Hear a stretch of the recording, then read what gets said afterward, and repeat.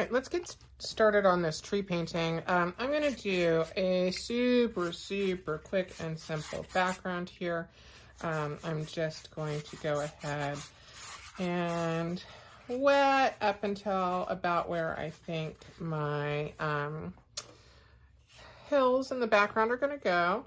I'm just going to take some cerulean. It's a really pretty sky blue color, and I am mixing it with a lot of water. I've got wet paper and super watered down pigment. One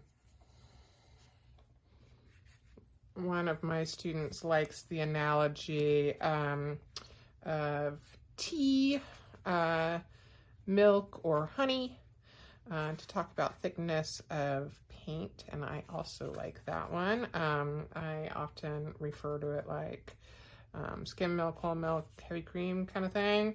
But it's kind of funny because I don't even drink milk. So anyway, I'm not going to mess with it too much as it dries and kind of flows out. It'll be nice. Make sure to leave some white spaces if you need to. You can, you know, just kind of remove some pigment if you are too wet where you want to be. And you want to add in some more cloud. Okay, that's pretty good. I'm not going to do too much else with that. Now I have a watery mix of like brown and purple right here. Maybe just a tiny bit more purple. And because I want these to be kind of like green hills in the background, but I want it neutralized, I'm adding the green to the purple, and then I can pop in my hills. And I'm leaving a little bit of room between the water that I have in my sky and my hills. In some places now will spread more than others, and that's great. And then I'm just gonna start, okay, so I've got kind of my horizon here. I'm gonna just start kind of laying out. I'm gonna have my tree somewhere around here going up. So I'm just gonna quickly put in a little bit of this color to define my foreground. Then I'm gonna head back into my green. This is a sap green. I still have it pretty thin with this darker neutralized green. I'm just popping this in, and I can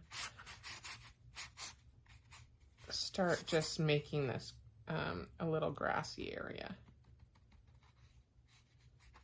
I guess these can be distant trees and not mountains. That actually makes a little bit more sense.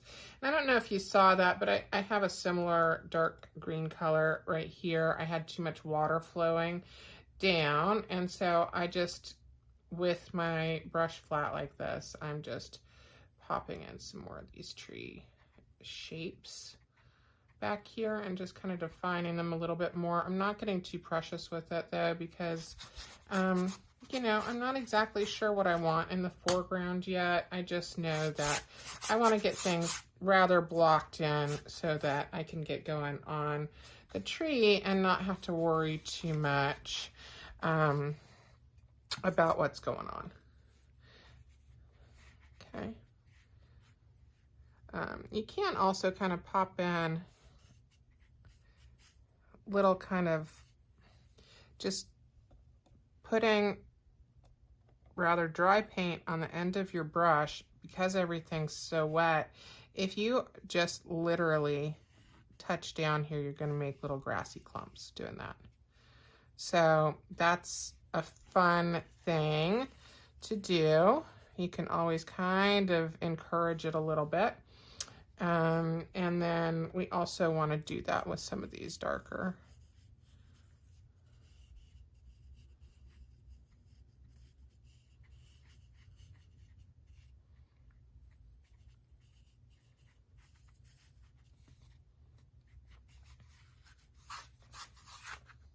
And I really like the hit of yellow in here.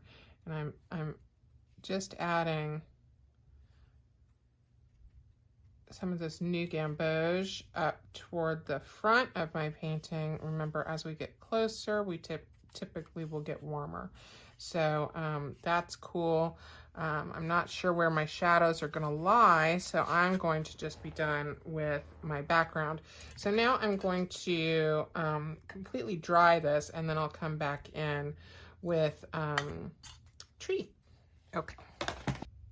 Okay, let's get started on our tree. Everything's completely dry here. I do have a weird mark. I'm not going to worry about it. I don't know if like a cup got set on this, or I don't think so. I haven't left the table, but anyway, I have a weird mark, but I'm not worried because my tree canopy is going to cover that.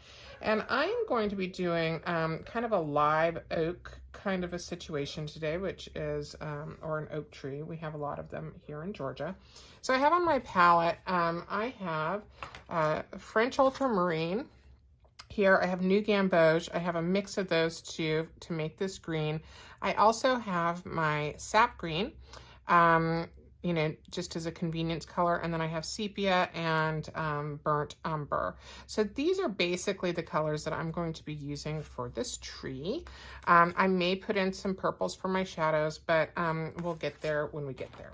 Okay, so when we are thinking about a tree, and I can go ahead and sketch this for you a little bit, just, you know, so that we know where we're going and what I'm talking about.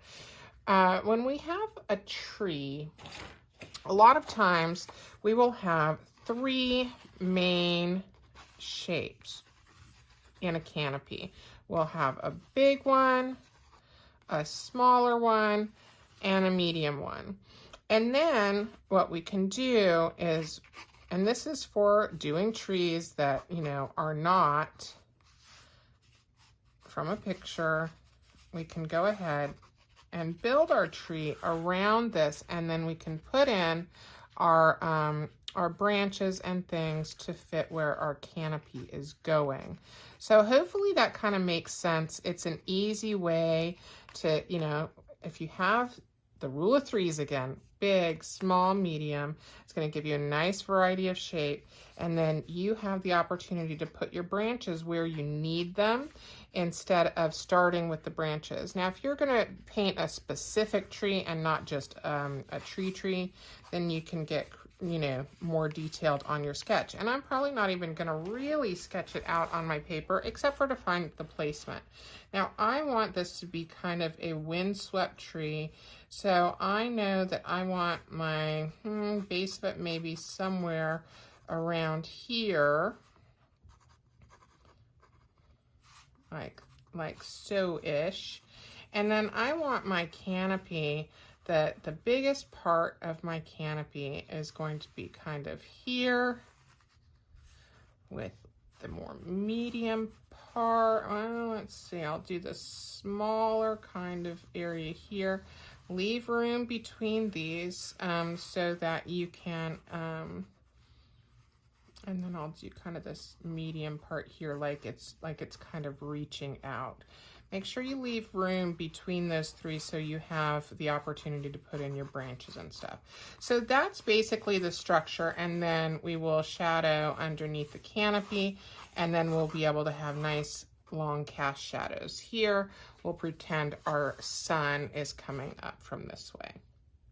Just because I want the long shadow, mostly, okay? So that's why I'm gonna pretend the sun is coming up through here. Our shadows are gonna be dropping down here. So, well, I guess the sun would be coming in through like here. So we have that nice long cast shadow. Anyway, hopefully you see what I'm saying. All right, so now we kind of know where we're going. Now for the easy and fun part.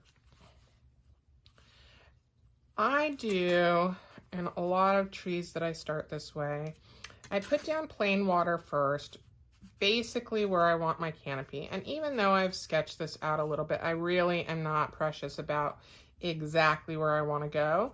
The only thing, the biggest thing, is that you need to leave white space because, or in our case, our background space color, because we want to be able to see light through the tree. And then we are going to do a little splattering on top. So I'm going to start with the green that I made up with French Ultramarine and New Gamboge. This is my warm color palette on Daniel Smith. And I'm gonna just start, and I have quite a bit of water in these places where I just placed it. So I'm gonna start here. This is kind of my mid-tone green. So I'm starting there, and basically starting in the middle of where I'm putting my leaves, my canopy. I am gonna connect it a little bit here and there, while still kind of maintaining those 3 basic shapes. Now, at this point, I can go into my New Gamboge, and I can start adding the yellow up top here where I know my sun is kind of coming in, filtering down. And I just literally dropped some water on here because I want this to be really flowy and loose on this part. Now I have some sap green, and this is a spring tree, so I love sap green for spring. And so I'm gonna start throwing that color in just a little bit. I have maybe just too much water right here. So I'm gonna lift some of that out. You can tell if it's pooling how you don't want it to, just lift a little bit of the water out. It's no big deal. Okay, so now I'm just tapping. It's really like you got the shakes a little, you know, so too much coffee. Oh. Okay, yep. Obviously too much coffee. Okay. So we're starting to look like a tree. We're starting to get some volume. I am going to go into my purple and just into my sap green here. I'm going to mix some of that up. Uh-oh. Uh-oh, dropped it. I have this dog. His full name is Reginald Sir Sausage Hoberg. And he's such a goofball. He played this game forever, and he still does it sometimes, where he'd play with a toy. So you see I have a dark neutral green here. It's the sap green and my pre-mixed purple. That's how I'm getting that color. It's almost grayish in nature, right? It's a really dark, but when we mix on this damp tree, this, you know, still quite wet tree in some spaces, it's going to be beautiful. And we want to keep this as our shadow color. Think about underneath your canopy. The light is coming in here. We're trying to build some shapes up where our darks are this underneath spot. Anyway, so the dog will sit there on the back of the couch like a cat, right? Like just laid out on the back of the couch. And I want a little bit more green in this. Not much, but a little bit.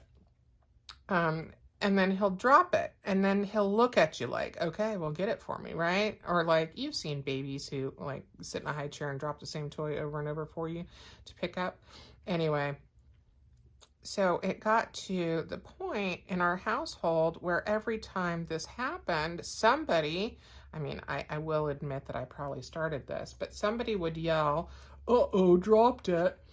So it became such kind of an inside family joke that I was shopping with my son, and I think we were at like Old Navy or something like that. And this baby in a stroller dropped his sippy cup.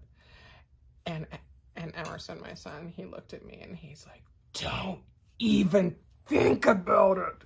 Don't you dare." I'm like, okay, all right, I gotta do this. All right, so I have just a little bit more sap green. I'm just mixing that yellow in with it. I want this to be a nice yellowy mix. And I am going to go ahead, and while I'm still wet, and I am doing pretty gentle flicking here, I'm not getting crazy. You can get crazy, go for it, man, like, you do you. But this one I'm actually, you know, and everybody's seen me do the flicking where I get a little overzealous. So I'm trying to keep it contained here a little bit. But this is a great way to add movement and and if you don't want it like in certain places, just put a piece of paper or whatever down so that you're not messing up the rest of your paper. I'm not concerned about that because there we go, I like that. A little bit more of this sap green pigment, but we've got lots and lots of variation here, and it's looking really nice. Okay, I've got a little bit too hard of a line here up there, and a little bit more than I want right there. Okay.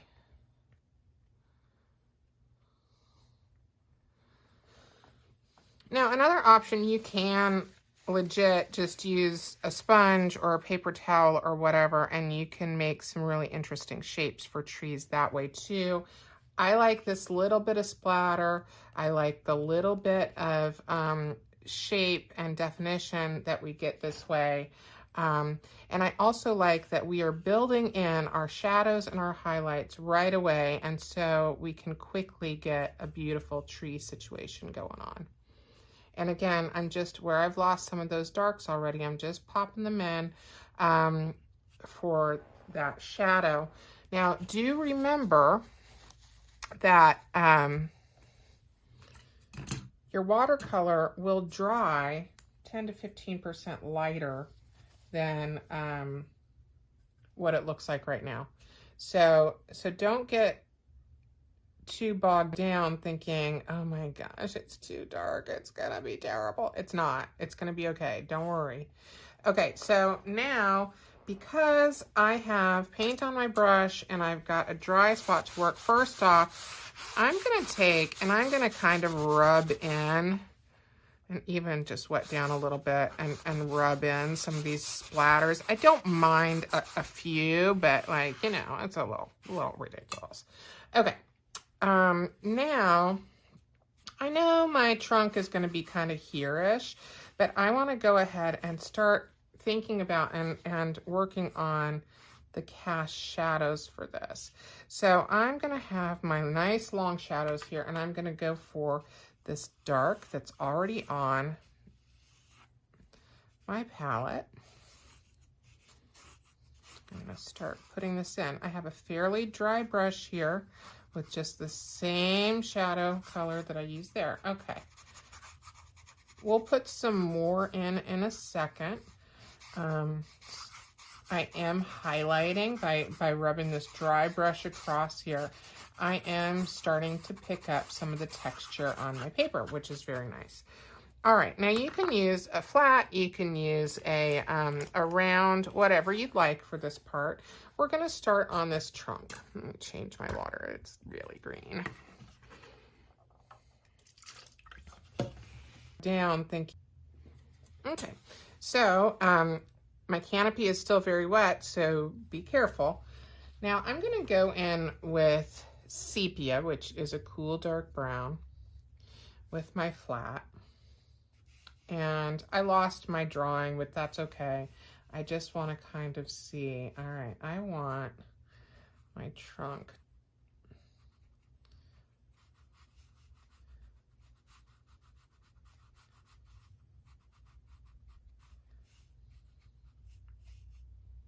I want my tree a little crooked. So I'm just kind of connecting here. And I like to use the edge of my flat for this. I think it works really, really well.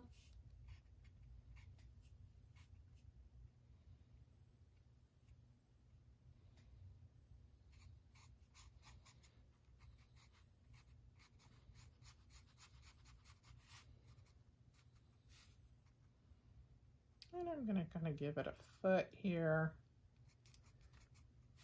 like this. And like so. Now, our sun's coming from this way. We're gonna have our shadows on the other side, but we're also gonna have some highlights and some warmer things. I'm gonna slap a little warm right here in the center. This is the burnt umber. Remember, And actually, what I really like to do too, you don't have to do this, but I have it on my palette. This is quadrilateral gold, and I love just touching this in a couple of places because I feel like it kind of, I don't know, just brings this beautiful light in. So I'm going to use a couple of touches of the quinacridone gold on my sunny side here, and toward the middle of my tree, because our shadows are actually more on the outside of our tree and under our canopy. So I like having that little bit of warm in there.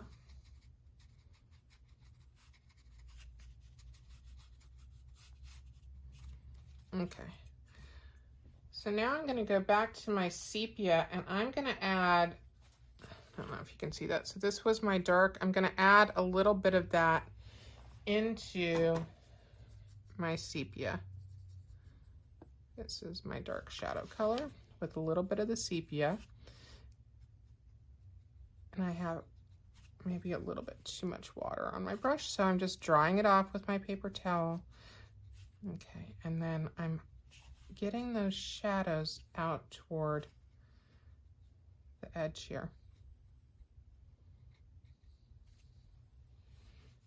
And we'll do the same on this side.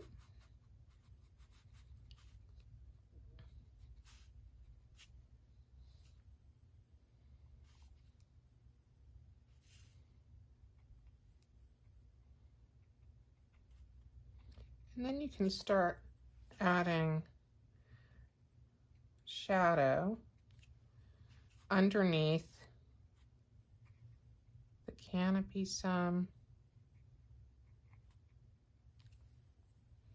I'm going to add a little bit more purple too, or I'm going to add some purple to my Santa mix here. I have too much purple, it's so strong. Okay, that's all right.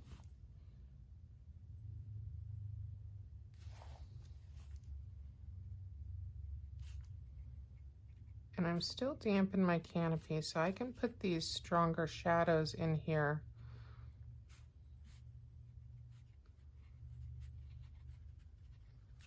Really trying to create this sense of roundness and depth. And I don't have a whole lot on my brush here. I'm kind of being a little bit gentle with it and not too much paint. And even like in that area, I just got a little bit too much. So I'm just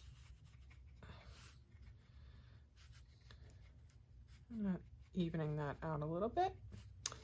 Okay. All right. Just a little bit of that shadowy color under here. Under where? Oh no. Oh, the jokes. Oh, the bad jokes. At least I keep myself entertained. Okay.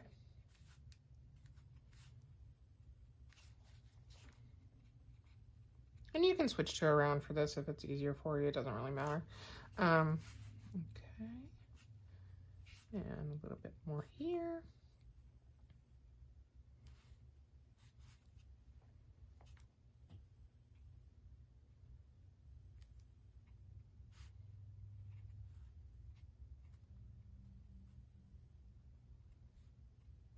You can also, now that we're starting to dry, pop in some little hints of branches using your flat.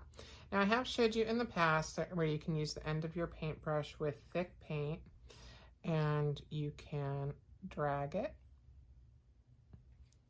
for little branches, which I think is pretty too. But pretty much today I'm just going with using my flat and kind of just using the side or the top of that brush I'm just popping in a few details here and there.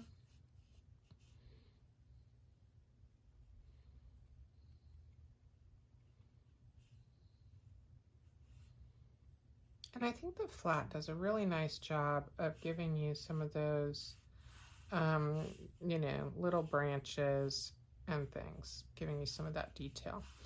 All right, and then I want to shadow in here.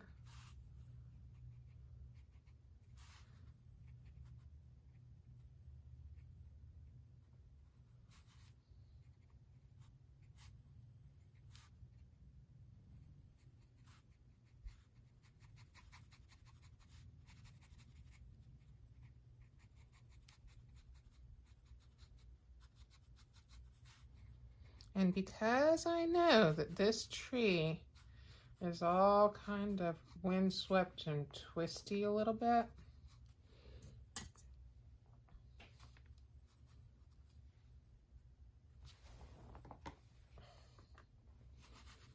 I'm going to go ahead and add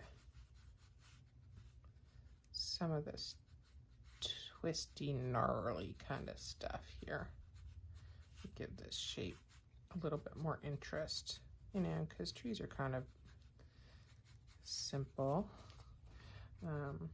Hopefully I haven't lost too much of that light. I might just throw just a little hint more.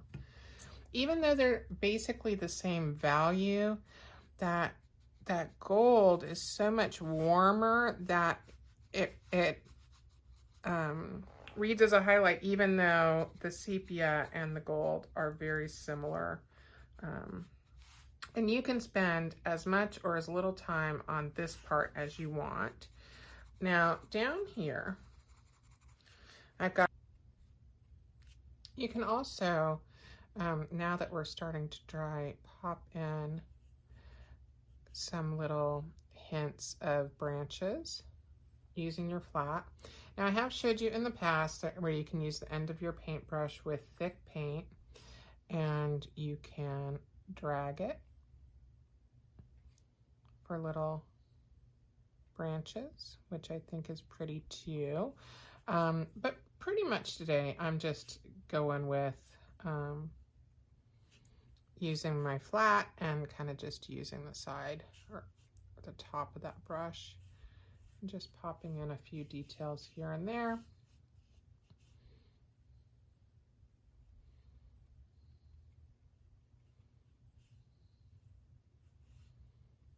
And I think the flat does a really nice job of giving you some of those, you know, little branches and things, giving you some of that detail. All right, and then I want to shadow in here.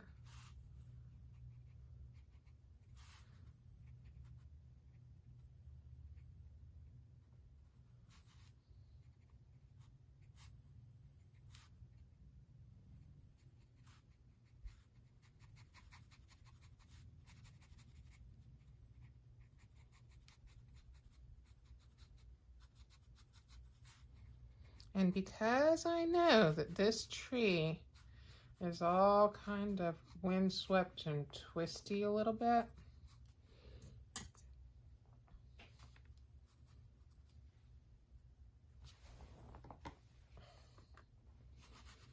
I'm going to go ahead and add some of this twisty, gnarly kind of stuff here to give this shape a little bit more interest, you know, because trees are kind of simple. Hopefully I haven't lost too much of that light. I might just throw just a little hint more. Even though they're basically the same value, that gold is so much warmer that it reads as a highlight, even though the sepia and the gold are very similar. And you can spend as much or as little time on this part as you want. Now down here, I've got a little bit of my shadow done here, but it's very, very light. So we're definitely going to need to take and really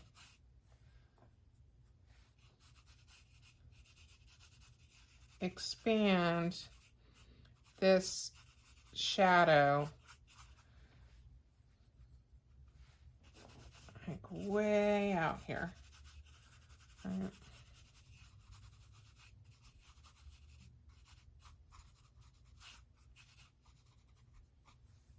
You're also going to have some shadow.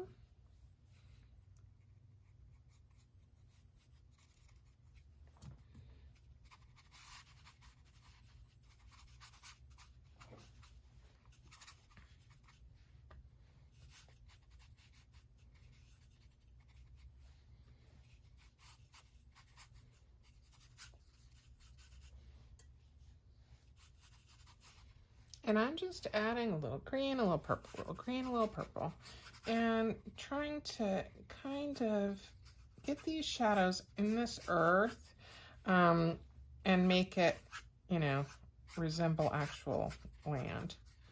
Okay. And I think while I'm in here, I need to pop just a few more things back here.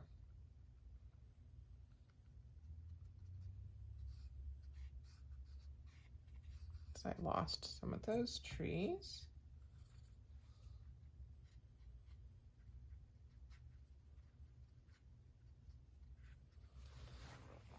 And I'm just going to give that a quick spritz, and that'll be good. Okay,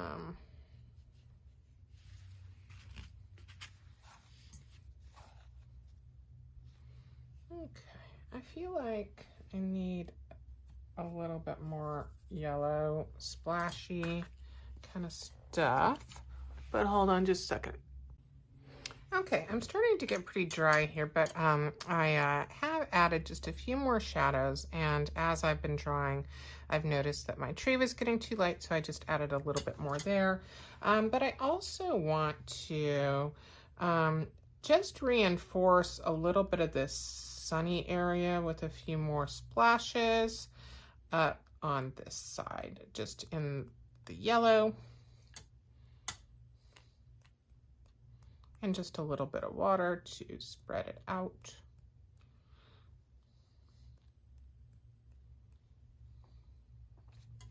Okay, and that's too big. All right, so I'm pretty happy with that. I'm okay with my shadow, but we do need something at the base of our tree. So let's see, I'm just gonna take a rigger brush. And I'm gonna go straight into sap green first. And while my paint is activated and it's nice and creamy, I'm not gonna add any additional water to it. I just dampened my rigger brush. And so now I'm going to start, you know, just kind of flicking up some grasses here to set this into place.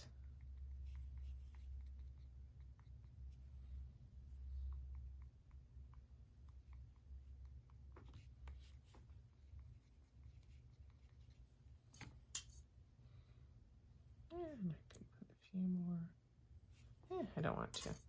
All right, and I am also gonna take some purple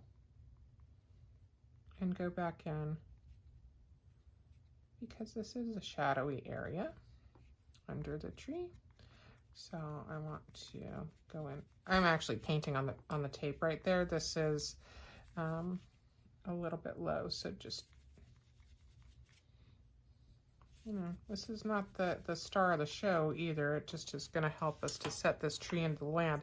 Now, I just have a damp brush here, and I'm just going to, again, give this grass a little bit of a base here.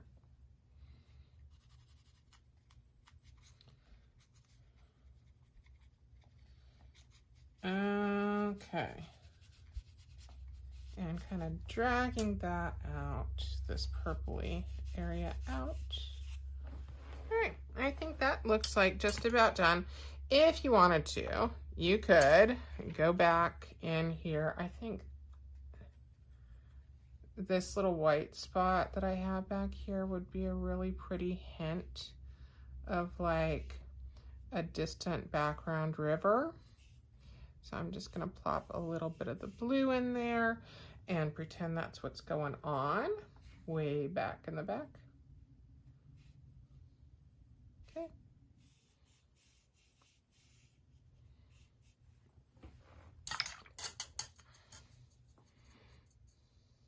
I don't like it all the way over here. I'm gonna just pretend like it doesn't go that far, or we can't see it, it's fine. Okay, now that everything's dry and I am fairly happy with how this has turned out. I have my bead up mat that's in my kit because I paint on 9x12 paper a lot, and it's easy to finish and mat to an 8x10. So I'm taking my 8x10 opening with my mat, and I'm choosing where I want my signature to go. I'm using a waterproof pen. You can use a micron. This one I got on Temu. I will link something in the description below that's very similar to this pen if you need one. And then I just feel like we should have some like little birds or something flying off into the distance. And these are just little V shapes. And if you want to get precious about it, you can have the little bottom of the V shape a little bit heavier than the top. Okay. I think that just gives it a little bit of movement in the sky here. Like there's something happening out there in the world. Okay, I could get really carried away by this bird thing, so I need to stop. Okay, that's plenty of birds. Anyway, I hope you like this, and come back for more tutorials and subscribe. Thanks.